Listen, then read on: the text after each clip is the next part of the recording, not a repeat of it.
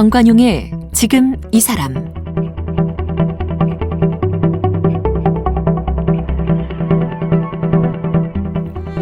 여러분 안녕하십니까? 정관용입니다. 이 코로나 시대에 보내면서 전염병과 관련해서 새로운 용어들 많이 접하게 되는데 외국어가 많고 또 단어가 낯설고 어려운 용어가 대부분이에요. 건강이나 질병에 대한 용어는 사실 오히려 더 쉽게 전달되어야 하는데 실제로는 그렇지 못한 것 같죠. 그래서 지금 문체부 또 국립국어원 등에서 전염병 관련 단어의 대체어, 좀 쉽게 표현할 수 있는 단어들을 선정하고 있답니다. 찾아보면 쉬운 우리말로 바꿀 수 있다는 얘기죠. 오늘이 제574돌 한글날인데 이 한글날을 공휴일이었다가 갑자기 이제 아니게 됐잖아요. 다시 재지정되도록 하는데 앞장섰고요. 그다음에 이 국가 공문서 그런 용어를 쉬운 우리말로 바꾸는데 앞장서 노력하고 있는 단체죠. 한글문화연대의 이건범 상임대표를 오늘 함께 만나겠습니다. 이건범 대표 어서 오십시오. 네, 안녕하세요. 한글문화연대 이건범입니다. 한글문화연대가 대통령 표창까지 금년에 받으셨죠? 네, 오늘 한글날 대통령 표창 한글발전 유공자로 단체 이름으로 해서 표창을 받았습니다. 한글발전 유공자? 네. 한글문화연대가 만들어진 건 언제예요? 2000년이었으니까요. 20년. 네, 20년 됐습니다. 이 대표는 처음부터 함께 했습니까? 아닙니다. 그렇지는 않고 저는 이제 매관 매직 식으로 저희 공동대표 중에 정재환 씨라고 방송하시던 분께서 그때 짜장면이 아니라 자장면입니다의 그 주인공. 네, 그분이 이제 저 그때 사업하고 있을 때인데 그때 한글문화연대 부대표로 이제 창립되고 난 바로 직후에 한글날 행사를 하는데 후원해달라고 저보고 그렇게 그러니까 부탁을 하셔서 정재환 씨가 초창기 설립을 주도한 거예요? 두 분이 주도하셨어요. 그 김영명 교수님이라고. 김영명. 네, 한림대 정외과 교수. 네, 맞습니다. 네. 그분하고 학계에는 그분 그리고 방송계의 정재환 이렇게 두 분이 주도해서 만드시고 난 직후에 한글날 행사를 하는데 그냥 후원을 하셨고 후원해달라고 해서 후원금을 내고 그 뒤에 이제 돈을 냈으니 와서 일을 해라 이렇게 돼가지고 그때부터 운영위원으로 활동을 하다가 2012년부터 제가 대표를 맡아 활동을 하고 있습니다. 그러면 정재환 씨는 그 짜장면이 아니라 자장면입니다로 상징되듯이 네네. 바른 우리 한글말 쓰기 뭐 이런 것들을 방송을 통해서도 널리 해온 활동가 아닙니까? 그러셨죠. 예. 한글문화연대의 발족 취지가 바로 그런 건가요, 그러면? 뭐 여러 가지 있었을 텐데요. 어쨌든 이제 우리 말글 문화를 좀 새로이 읽어보자라는 게 제일 앞장 세우는 그런 목표였는데 그 내용으로 보자면 역시 뭐 당시까지만 해도 아직까지 문자 생활에서 한자가 압도적이었죠. 2000년까지만 해도 그랬었거든요. 맞아요. 근데 그러던 것에서 이제 한글 문화로 바꿔나가는 것 그리고 특히 이제 외국어 남용 같은 경우는 문자 생활에서뿐만 아니라 낱말 사용에서도 외국어 남용이 너무 심하니까 그런 말을 쉬운 우리말로 바꾸자 이런 것이 중심이었죠. 예. 본인도 초창기부터 관심이 있었어요? 아니면 그냥 우연히 알게 돼서 관심을 더 키워간 겁니까? 저는 이제 말씀드린 대로 거의 뭐 제가 후원금을 냈다가 매간매직 한 것처럼 끌려간 건데 끌려 들어가면서 오히려 제가 그 당시에 이제 사업을 하고 있었기 때문에 좀 시간을 약간 여유롭게 조정을 할 수가 있었어요. 제가 하는 일을. 그러다 보니까 그리고 사무실도 있고 그러다 보니까 이제 시민단체 활동을 제 옆자리에서 하게끔 그렇게 일하는 분을 놓을 수밖에 없었고 그러다 보니까 자꾸 저한테 물어보고 그러니까 제가 점점 더 많이 알게 되고 관심을 키울 수밖에 없었네. 그럴 수밖에 없고 또 책임을 맡게 되고 그런 일종의 악순환이죠. 그러다 보니까 이제 나중에는 결국 모든 일을 다 맡아서 해야 되는 상황까지 가게 됐습니다. 2012년부터 대표로. 네, 그렇습니다. 지금도 대표고. 그렇습니다. 8년째 하고 있네요. 아유, 참 애 많이 쓰십니다. 네. 처음에 제가 소개했습니다만 한글날이 공휴일 쉬는 날이었잖아요. 그렇죠. 그러다가 언제부터 이게 바뀌었어요? 1990년까지는 쉬었다가 90년 12월쯤에 이제 쉬는 날이 너무 많다라고 하면서 노태우 정부 시절에 몇 개의 공휴일을 없앴는데 그때 한글날이 국군의 날과 함께 아마 그런 식으로 없어졌을 테고요. 그래서 다시 재지정된 건? 2012년이죠. 그래서 2013년부터 다시 쉬게 됐습니다. 2012년에 공휴일로 다시 지정해달라. 네. 그때 도끼 상소를 하셨다. 예. 지금 제가 그 자료 화면을 가지고 있는데 네. 진짜 날이 시퍼런 도끼를 들고 계시네요. 아, 예, 예. 근데 왜 갓을 쓰고 도포를 입었어요? 아, 저게 사실은 일종의 뭐 좀 이렇게 틀어서 뭐 흔히 말하는 뭐 패러디 같은 거라고 보시면 될 것 같은데 예전에 이제 최만리 선생께서 그 집현전 부제학이셨던 분인데 네. 세종대왕이 한글을 만드신 뒤에 예. 바로 그 다음 해에 그 갑자상소라고 그 상소문을 올려요. 그 한글이 한글 쓰기 못하게 하라는 거였죠. 그렇죠. 맞아요. 한글 반포를 하지 말아달라. 맞아요. 근데 그때 최만리 선생이 바로 이제 이렇게 도끼를 들고 도끼 상소를 올리거든요. 그래서 왜 도끼를 들었대요? 그만큼 결연한 의지를 보인 거죠. 그러니까, 만약에 나의 상소가 잘못된 것이라면 네. 당장 이 도끼로 내 목을 치세요. 뭐 나를 이런 아주 그 벼랑 끝 전술이었다고 볼 수 있어요. 그런데요. 그랬는데 진짜 제가 그때 한글날 공휴일 재지정 요거를 요청을 하면서 이거를 가장 많이 반대했던 게 이제 경총이었어요. 한국경영자총협회. 노는 날이 너무 많다니까. 그렇죠. 뭐 그렇게 이제 얘기를 하셨던 거죠. 그쪽에서는. 예. 그래서 제가 뭐 시위의 방식이 당연히 여러 가지가 있지만 요때는 좀 약간 울면서 호소를 하자 네. 이런 작전으로 네. 생각을 했고 그러면서 이제 최만리 선생께서 그때 했던 이 도끼 상소를 거꾸로 비틀어서 경총에게 제가 그때 을지전스러운 날씨였는데 멍석 깔아놓고 네. 무릎 꿇고 가쓰고 도포 입고 도끼 들고서 네. 계속 읍소하는 네. 뭐 그런 작전을 썼었고 그때 제가 뭐 그렇게까지도 표현을 했던 것 같아요. 뭐 경총 전하 막 이러면서 제목을 지십시오 이러면서 네. 우리나라 공휴일이 그렇게 많지가 않은 거다. 이게 그 덕분인지 됐네요.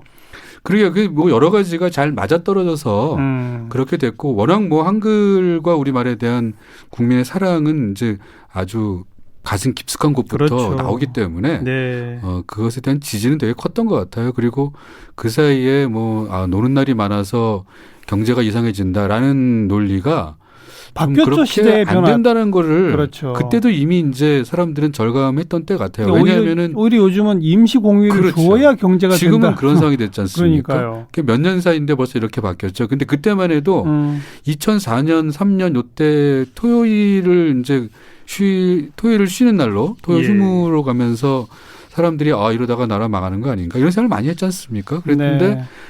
이미 그게 한 10년 가까이 되어 가면서 전혀 노는 날이 많다고 해서 전혀 경제에 이렇게 문제가 되는 게 아니다라는 걸 사람들도 알게 됐던 거고 네. 또 그런 어떤 논리를 좀 정교하게 제가 어떻게 조사하고 하다 보니까 경총 논리를 좀 이렇게 격파할 수 있었어요. 그런 것이 다 힘이 돼서 서로 간에. 예. 그리고 그냥 그 달력에 표시만 되어 있는 기념일과 하루 그렇죠. 이렇게 공휴일로 쉬는 기념일은 국민들한테 갖는 의미가 다르잖아요. 어마어마하게 다르죠. 크죠. 예. 제가 그때 그런 얘기를 했었어요. 뭐 꼭 쉬어야 되냐. 그래서 한글날이 10월 9일인지 모르는 청소년이나 젊은이들이 상당히 많아졌다. 네, 진짜로 네. 한 50%가 안 되게끔 예. 그 정도로. 근데 마치 이거는 우리가 이상한 기념일을 만들어서 뭐 서로 막 선물 나눠주고 이러는 뭐 발렌타인데이니 뭐 무슨 화이트데이니 뭐 이런 이상한 날들 막 만들어서 상원이라고 막 흔히들 비판을 하지만 그건 다 외우면서 예. 근데 그때 그 외우는 이유는 뭐냐면 그 기념일에 우리가 어떤 생각을 하고 어떤 행위를 할 거에 대해서 우리가 알고 있기 때문이거든요. 그렇죠. 그러니까 내 주변의 관계를 돌아보는 날인 거죠. 누가 나에게 선물을 할 것이냐, 내가 쪼그려서 누구에게 줄 것이냐, 맞아요. 이런 고민을 하거든요. 그러니까 한글날을 우리가 기억을 한다는 건 바로 내가 말글살이를 어떻게 하고 있는가, 우리 사회는 그런 걸 어떻게 하고 있는가, 되돌아보자. 돌아보는 날인 거죠. 네. 그런 면에서 잊지 않아야 하고 그날을 정확하게 그래요. 알면 좋고. 예. 그래서 1년 내내 그런 얘기 안 하다가도 그렇죠. 저희 같은 프로그램도 꼭 맞습니다. 요 10월 9일 되면 예. 뭐 우리 한글 돌아봅시다 얘기하고 그러지 않습니까? 그래서 저도 그냥 메뚜기 한철이라는 말로 생각을 해요. 그리고 그게 꼭 나쁜 것도 아니다. 네. 매일 이렇게 그렇게라도 진지하게, 해야죠. 예, 그렇죠. 매일같이 이런 문제를 고민하는 거는 이제 시민단체에서 예. 열심히 하고 일반 시민들께서는 이제 평소에는 진중한 어떤 애정을 가지고 있으니까 네. 그거를 이제 그 적극적으로 표현해야 할 때 좀 표현해 주십사 하는 정도로 근데 저도 이제 말씀하셨지만 10월 9일이 한글날이 된 연유가 뭡니까? 이게 세종대왕이 창제한 날이에요. 반포한 날이에요. 이게 이제 반포한 날. 반포일. 반포가 뭐 공식적인 행사를 통해서 반포한 건 아닌데 훈민정음 해례본이 이제 1940년에 발견이 된단 말이에요. 예. 근데 그걸 통해서 이 훈민정음 해례본을 발간한 예. 날이 9월 상한이다. 그래서 9월에 상순의 그 마지막 날로 해서 그거를 가지고 음력이니까. 그래서 그걸 다시 이제 변환시켜서 네. 10월 9일로 그렇게 그렇죠. 정하게 된 거죠. 한글의 과학성, 한글의 우수성 등등은 뭐 어문학 계열의 외국 학자들을 통해서도 그냥 완전히 입증된 거죠. 뭐 그런 얘기 많이 나오죠. 뭐 꿈의 알파벳이다. 뭐 이런 얘기들 하고 사실 뭐 정말 반나절이면 그러니까요. 누구나 다 배우게 되니까 네. 그런 정도로 쉬운 문자. 예. 게다가 현재 사용되고 있는 문자 가운데 네. 그걸 누가 만들었는지 네네. 또 왜 만들었는지가 네. 기록으로 남아있는 유일한 문자 아닙니까? 그렇죠. 그러니까 뭐 누가 만들었는지가 알려져 있는 문자들도 뭐 있기는 한데 어쨌든 이 정신이 특히 저는 예. 세종대왕께서 이걸 만든 어떤 이유 이게 너무나 정말 그럴듯하고 기가 막힌 거죠. 네. 어리석은 백성이 자기 뜻을 펼 수 있게끔 하겠다.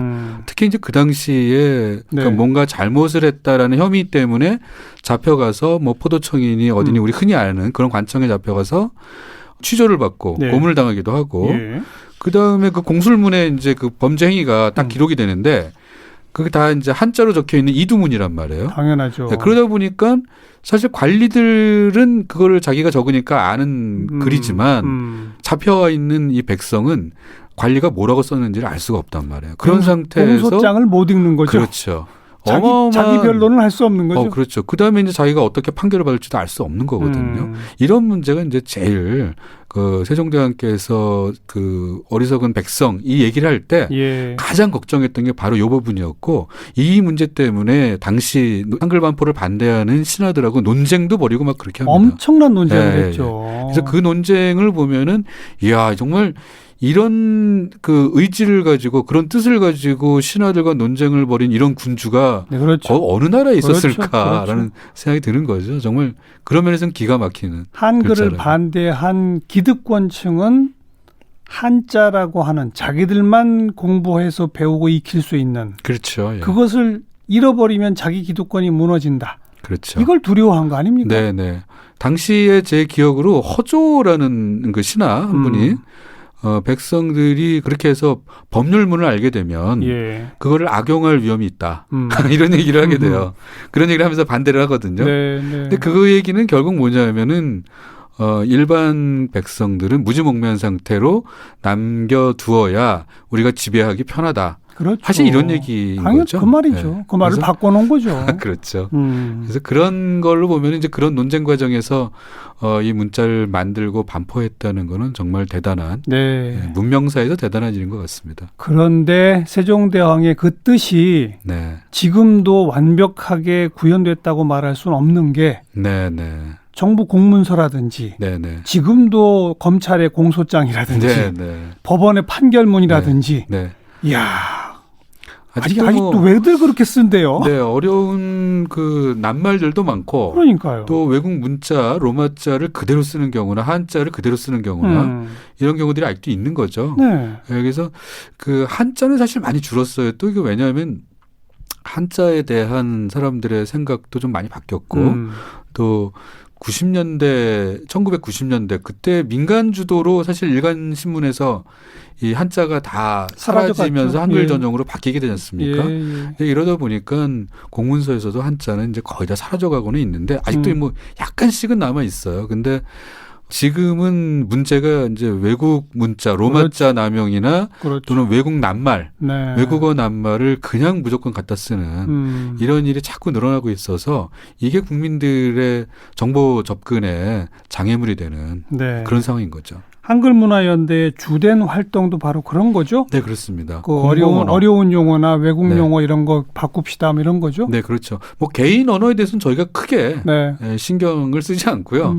신경 쓸 겨를도 없고. 공공성이. 예. 네. 개인의 언어는 사실 뭐 표현의 자유고 예. 그 사람의 사생활 영역이기 때문에 저희가 뭐 그런데 뭔가 이렇게 간섭을 하거나 개입하지는 않습니다. 네. 중요한 것은 공공언어고 그렇죠. 이 공공정보가 사실은 우리가 살아가는데 정말 우리 삶의 모든 것을 거의 좌우할 만큼 예를 들면 뭐 복지도 그렇고 건강, 안전, 재산, 권리, 의무 모든 것이 사실 공공언어를 통해서 표현되고 사람들에게 규정으로 다가오고 하거든요. 예. 이게 모를 경우에는 자기가 피해를 입을 수도 있는 거고 또는 뭐 정말 행복을 누릴 어떤 기회를 또 놓치는 그럴 위험도 있는 거고 이렇기 네. 때문에 그리고 결정적으로 사람들이 뭔가 모르는 말 앞에서는 주눅들 수밖에 없어요. 예. 그럼 그다음에 말을 못 하거든요. 그것도 괜히 물어보면 네. 창피스러울 물어보면 또 것 같고. 창피하다고. 우리나라는 특히 이 영어 능력을 가지고 입시나 선발 맞아요. 이런 데서 승진 이런 예. 데서 엄청나게 평가를 하기 때문에 예. 자기가 영어 능력이 떨어진다는 것이 남에게 들키면 아 이거 어떡하지? 노심초사하게 되고 그러다 보면 이제 입을 닫게 되는 거죠. 네. 그 뭐 영어 표현은 좀 이따 또 한번 짚어보고 네네. 공공기관 공문서에 한글 전용이냐 한자 혼용이냐 예. 이게 헌법재판소까지 갔었어요. 몇 년 전에. 2016년에 왜 이게 헌재까지 갔어요?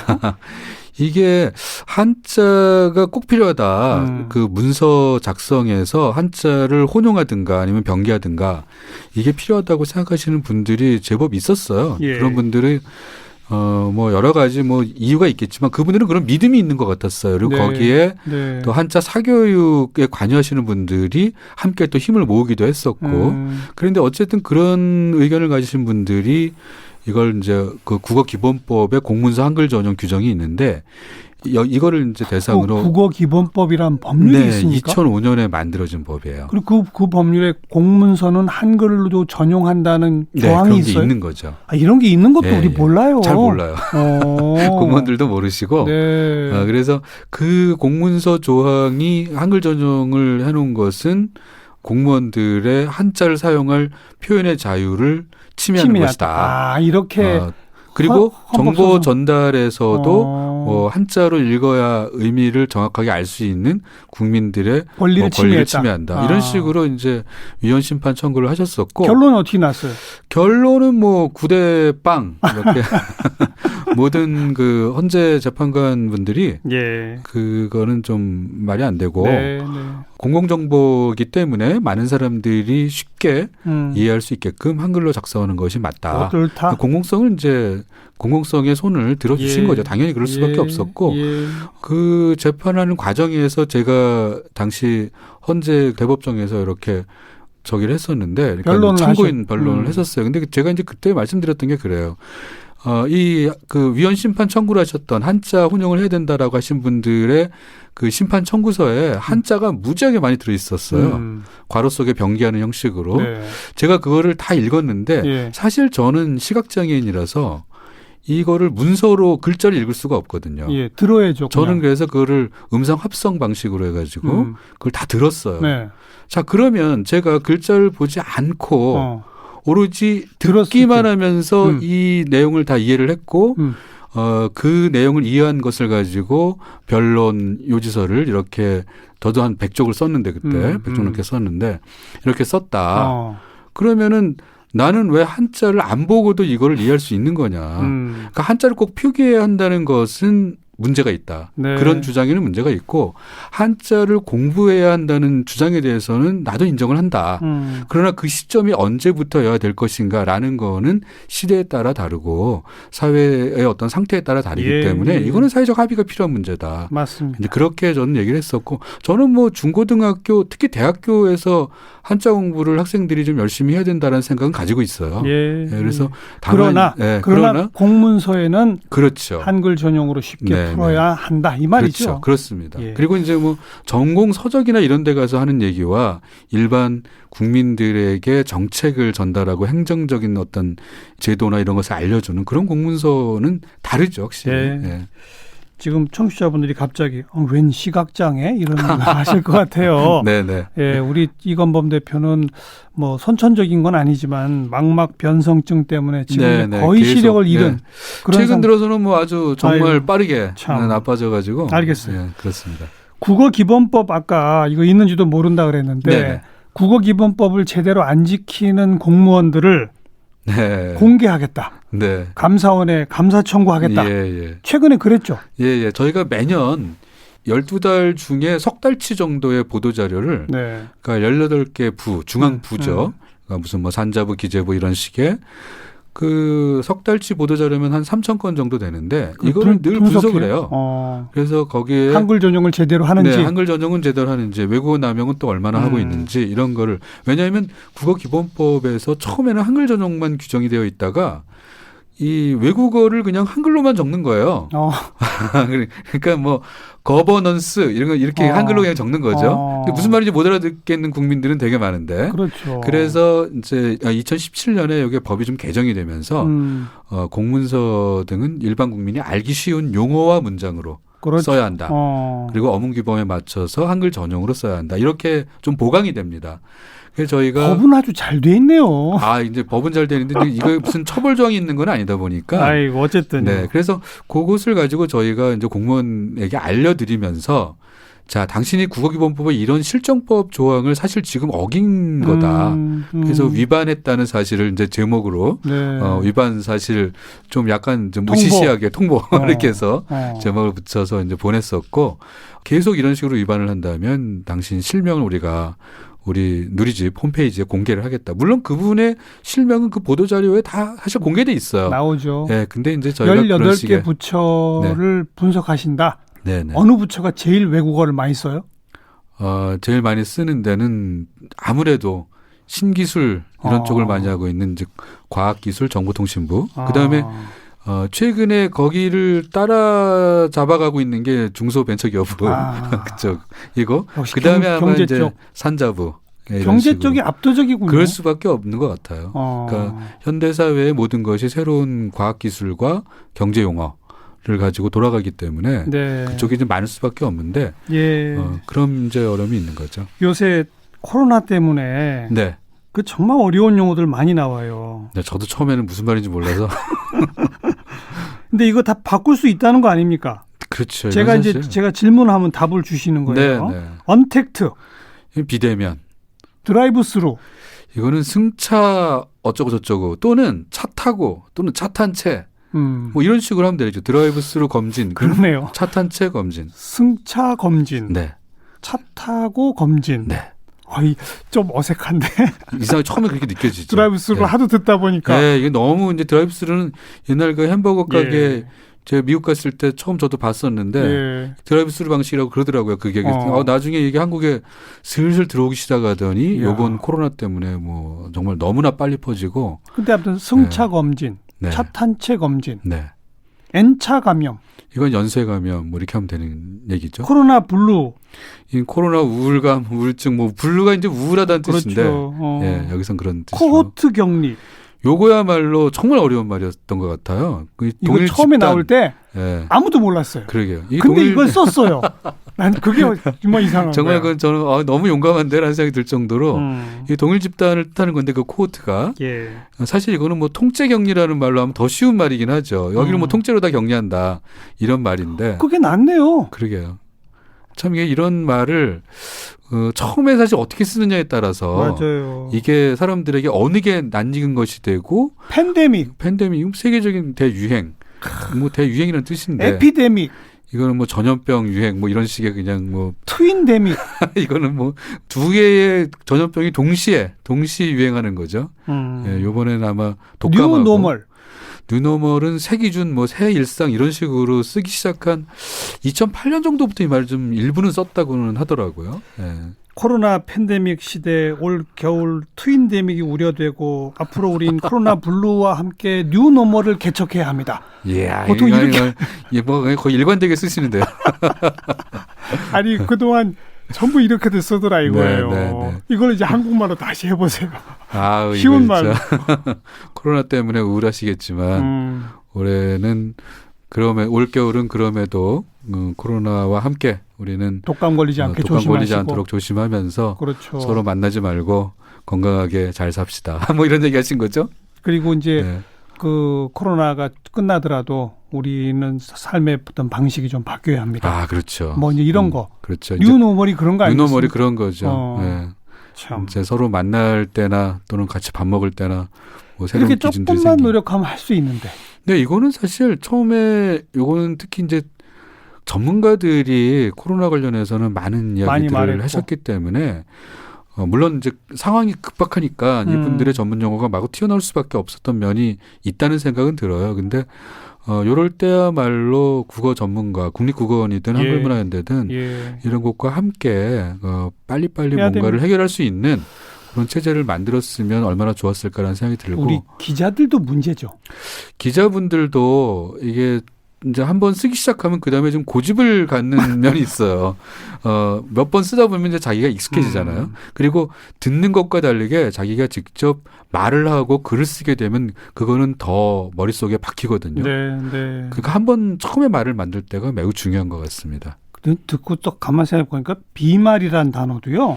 그렇죠. 그동안 우리 안 쓰던 단어예요. 네네. 그냥 침방울 그러면 되잖아요. 전혀 써본 적이 없었어요. 비말이란 말을. 왜 그래. 그걸 비말이라고 했대요, 누가? 근데 그쪽 의료계에서는 그 말을 썼었나 봐요. 비말 감염. 네, 비말. 뭐 이렇게 쓰다 보니까 이제 그 얘기를 이제 처음에는 아무 생각 없이 나왔던 것 같아요. 그러니까 그런 면에서 보면은 뭐 사회적 거리두기 이 말도 처음에 그 세계보건기구든 뭐 과거 어디 썼든 간에 막 소셜 디스턴싱 이런 식으로 쓰던 말을 그래도 우리나라에서 이 말은 어떻게 사회적 거리두기라고 처음부터 했네라는 게 신기할 정도로 오히려 네. 그런 좀 안타까움이 많이 있죠. 네. 아까 우리 세종대왕 시대 얘기하면서부터 정부 관공서 얘기하고 지금 이런 건 이제 의료계에서 쓰던 네. 뭐 어느 계에서 쓰던 네. 이런 말 우리가 한 거는 뭐냐면요.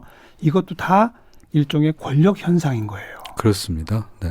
그쪽 맞습니다. 계의 전문가들이 네. 자기들끼리 쓰는 용어로 네. 굳어지면 다른 사람들이 그걸 이해 못하는 게 괜히 자기들끼리 좀 뻐기는 것 같은 그렇죠. 그런 묘한 일종의 분위기가 있어요. 구별짓기 맞아요. 어떤 행위라고 생각하면 될 것 그렇죠. 같아요. 경계짓기를 하고 경계를 짓고 구별짓기를 하고 내가 뭔가 당신보다 이런 점에서 우월하다라는 알겠습니다. 것을 보여주는 거죠. 세종대왕의 정신은 아직도 구현되지 않았습니다. 아, 코로나에서도 확인됩니다.